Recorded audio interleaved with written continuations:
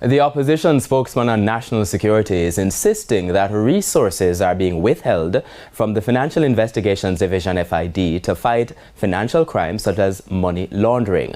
Peter Bunting was speaking at a recent constituency meeting in central Kingston.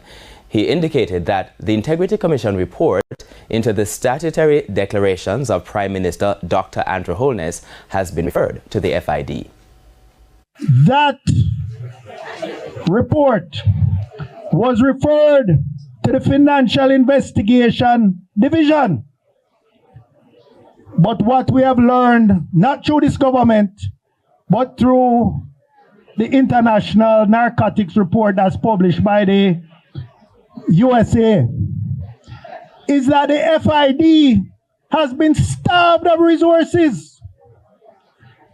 Their staff complement is now only one third of what it should be. They have no director. They have an acting director who is the IT manager, not an investigator.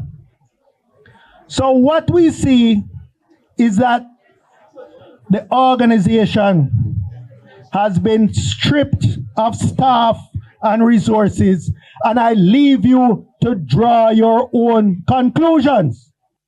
The March 2025 U.S. International Narcotics Control Strategy Report states that the FID reports a reduction in defensive suspicious transaction filings due to technological improvements and training. Financial and human limitations continue to hinder efforts to investigate and prosecute money laundering. The U.S. report indicates that the FID has 83 staff members as of October 2024, well short of its target of 230 employees. From January to March 2014, 11 persons were prosecuted and 8 convicted for financial crimes. $1.9 million in criminal assets have been seized.